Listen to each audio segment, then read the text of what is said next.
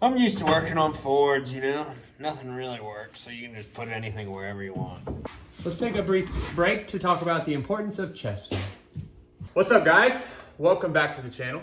In today's video, we are going to start part 2 of the process of getting the Charger prepared for its road trip back to North Carolina.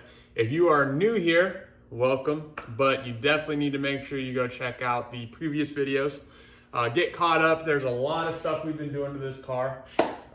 Today, we are starting our reassembly process. So basically, what I want to do first today is complete the suspension. I want to get the ball joints back in. I want to get the steering rack back in, all the tie rod ends, idler arm. I want to pretty much get it back down on the ground. I went to town yesterday and got new tires put on it, put on the front wheels. So tire-wise, we are good now. That's kind of the goal today. I want to get it back on the ground, back on its own weight, and then after that, we will attack the all the fluid stuff, so transmission fluid, oil. We need to figure out, still haven't diagnosed why it's not moving coolant, so really need to get on that. So we have a really busy couple days ahead of us. We only have until the end of the week to get this thing ready for the road. So I'm gonna stop talking. We need to get to work. Let's get this front suspension put back all together. We are starting off with the passenger side upper ball joint. I don't know if this is a good idea. I'm just gonna anesthetize this. Potential future endeavors. It's not gonna be super tough to take out, but I'm also have the opposite thought of this because I don't want it to come out easily. I'm gonna hope and pray that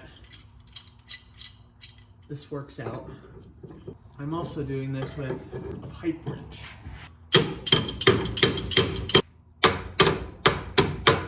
I imagine that the threads that this ball joint screws down into have probably like egg-shaped. It doesn't seem to like to go in as easy as the other one came out. I don't know how. I've never messed with a screw-in ball joint before. I don't know if that's just like a Mopar thing. I don't claim to be an expert in any particular car, especially not Mopars. I don't know if these ball joints are like a specific to these cars or. So I was at O'Reilly's and I was talking because I ordered a bunch of stuff, and there's this guy in there, and he was like, you make sure that when you put these ball joints in, that you clean them up, the surfaces really well, put tack welds on them to make sure they don't back out. Like initially that sounds like a terrible idea, in my head at least. They do not make stuff like they used to. So if it turns into a situation where, you know, these ball joints go bad in the next couple months and I need to replace them, like why would I tack them? I'm not a judgmental person at all. But this guy didn't seem or look to be a very credible source. But it actually, like, I see what he's saying. And he was talking about race cars and how they have to do them for their race cars because they back out a lot and all this stuff. And I'm just like, y'all leave comments down below if you have any backup for this dude. Do I need to be worrying about these backing out? Well, the other ones hadn't backed out at all, and they weren't tacked. I got both ball joints in now on both sides. Hello, Badger. One thing I think you've noticed on these shows, I think. Running around. Screwing around yesterday. Yeah, it probably was a lot yesterday. He's my age. He's like one of them. box and probably 9/16.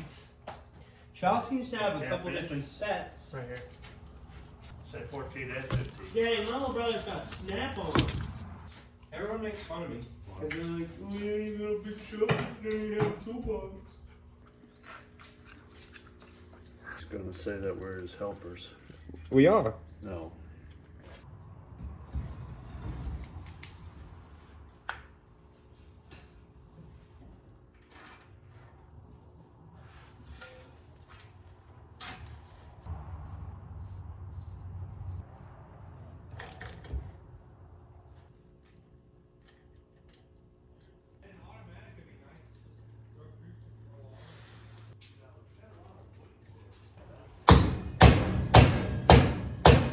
To adjust from Grand Canyon to Yosemite, there are so many of these.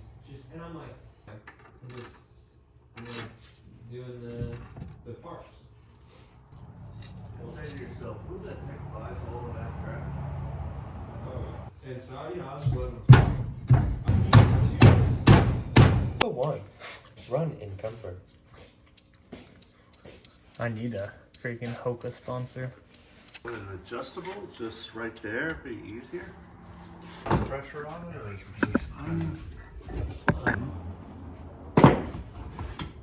Like, how am I supposed to adjust this?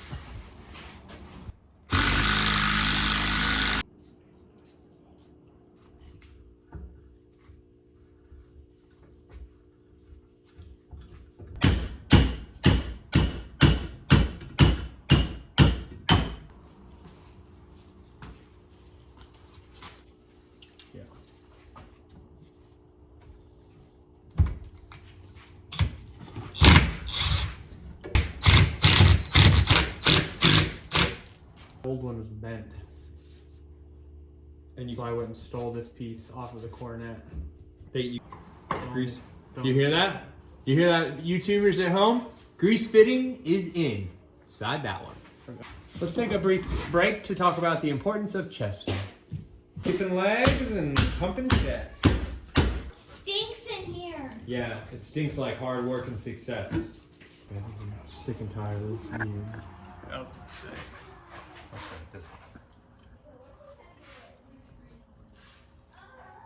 stop being so freaking annoying. Can't get it. Why are you? Because he's a movie star. We need to see it all. He's got viewers that need to see this stuff. The viewers. It's for the people. Hi. Claire, the people don't want to see you. They want to see hot rods. They want to see Mopar. They want to see horsepower. They want to see roly polies. It's true. That's true. All right, so we have all the ball joints done. We have the entire rack done. All the tie rod ends are in. Basically, the whole steering linkage components is completely rebuilt now.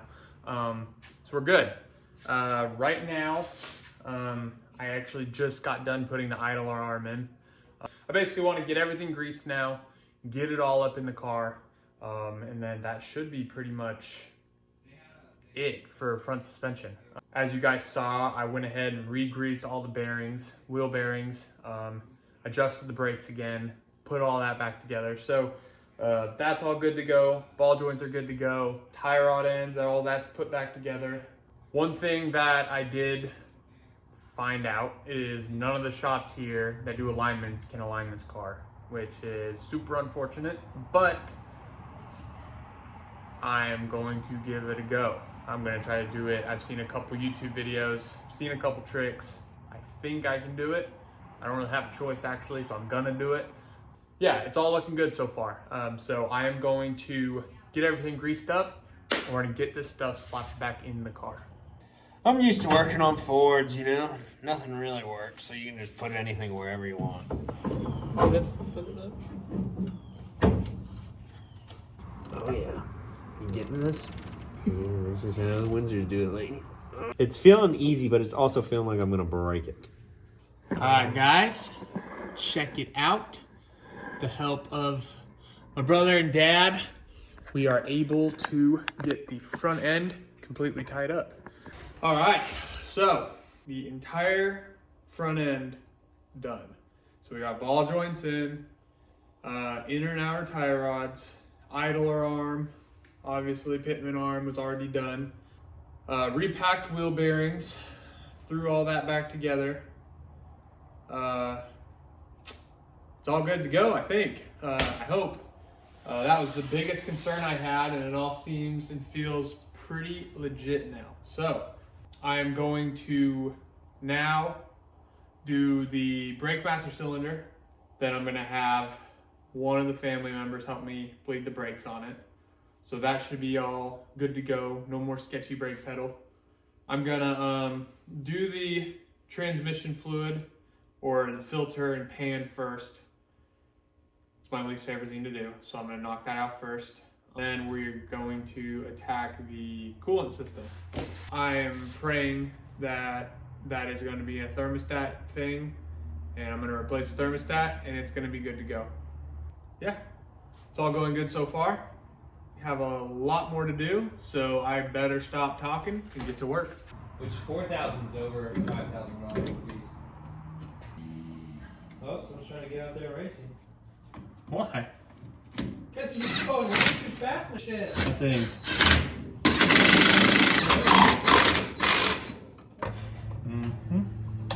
Passive income, the average price.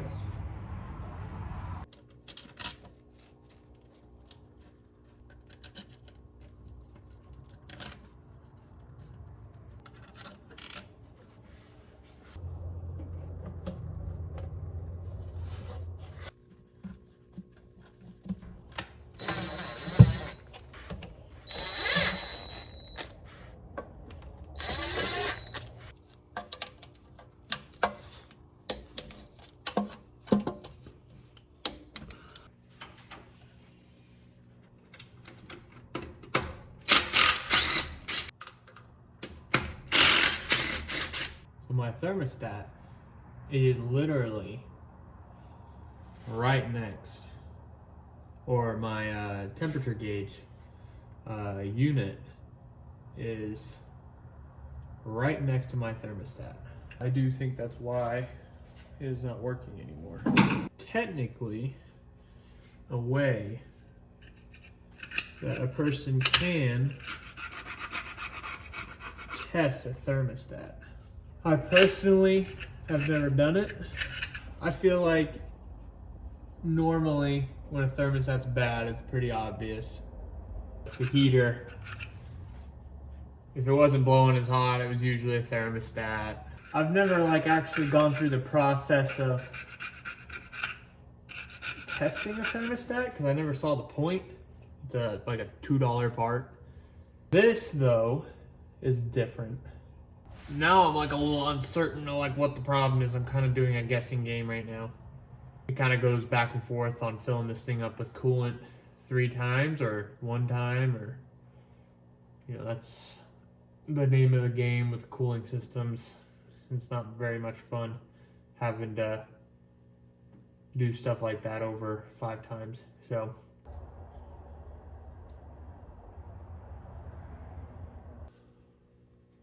but hey, we live and we.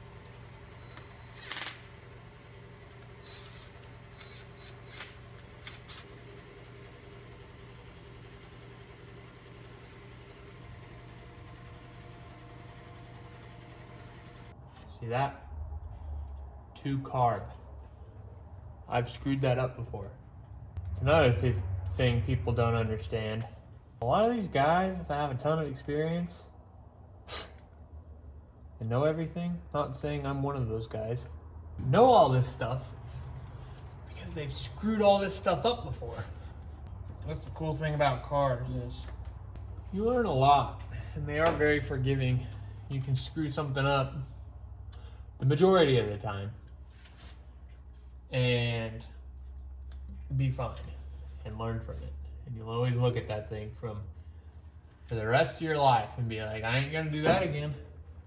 It always feels really good having a fuel line and dumping fuel all over the place right next to your distributor. I had a little bit of a scare. When I first started this thing up, last time I was in Oklahoma, we had no oil pressure. Then I noticed that there was a giant puddle of oil on the ground, and I'm like, brother, daggum, this isn't good. When you get an oil pressure gauge, a manual oil pressure gauge, and they give you a rubber grommet to put in the firewall when you run the line, and then you're like, it'll be fine. And then it's not fine, you gotta redo it again. So basically what happened was my line broke because it rubbed a hole from rattling through the firewall and busted my oil pressure line and put oil all over the place and made a giant mess. I'm actually happy that it was this and not something more serious. And I am going to properly run this through the firewall again. I actually think that I found out why I'm not getting a temperature water temp gauge, because I just chased that wire and it looks like it's been ridden through also. So kids, do things the right way. I got super rushed and was excited about driving this thing and doing all this crap, and you skip one step and you got to do it all over again. So I just replaced that thermostat for no reason, which is cool. Find your fitting, which mine is already in there because I've already done this once. After you have installed the line on the back of the engine, figure out your routing, just shove it in there, tighten it up, voila. All right, guys, so this thing is wrapping up super quick. We got the front suspension done. I told you guys that. I got the pan and filter back in the tranny. Went ahead, put fluids in the transmission, oil in, brakes are done and bled. I did the gauges, the oil pressure gauge, and hopefully my temp gauge works. I'm crossing my fingers on that one. I had not ran those lines properly, and it's basically this copper line that runs from your sensor to the gauge, and from driving it, ran a hole through the line, split it in half.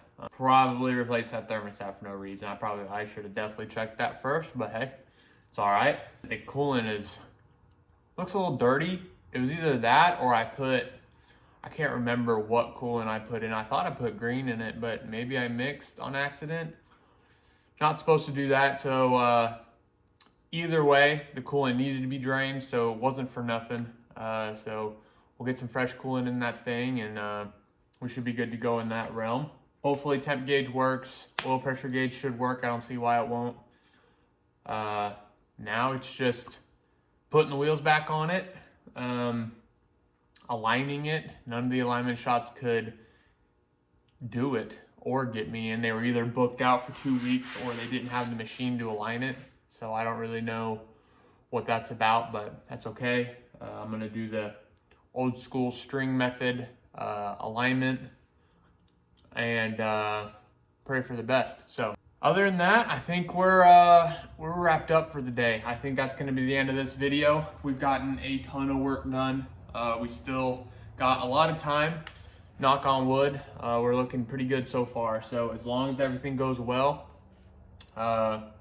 get this thing put down on the ground in the next video, get the alignment done, coolant in it, and fire back up. Hope and pray. So guys, really appreciate you. Really appreciate you sticking around, watching. I've said it once and I'll say it again. Such a blessing, man. It's crazy how God's worked this whole thing out. It's crazy that I have this car, that I have, I'm able to make these videos for you guys, and that breathing and living another day. So guys, we appreciate it. If you are enjoying these series, if you're enjoying this build, make sure to hit that subscribe button, hit that like button, and man, if there's any comments you guys have for me, any suggestions, any tips, any helpful anything, or just whatever, leave them in the comments below. I try to respond to everybody. I will respond to everybody, actually, and I like to interact and kind of see y'all's thoughts on everything, what I'm doing, and kind of compare it to what other people do. I've learned so much within these past few years and realized that there is so much more to the car world that I have to learn. So please leave some comments, let me know. We also have an Instagram and a TikTok, WindsorsWheels. If you guys have any interest in checking those out, make sure you go give those a follow as well. Instagram, we do a lot of our kind of initial posts, so usually see stuff on Instagram before you do on YouTube. So guys, again, thank you. Very grateful, very blessed, and we will see you next time.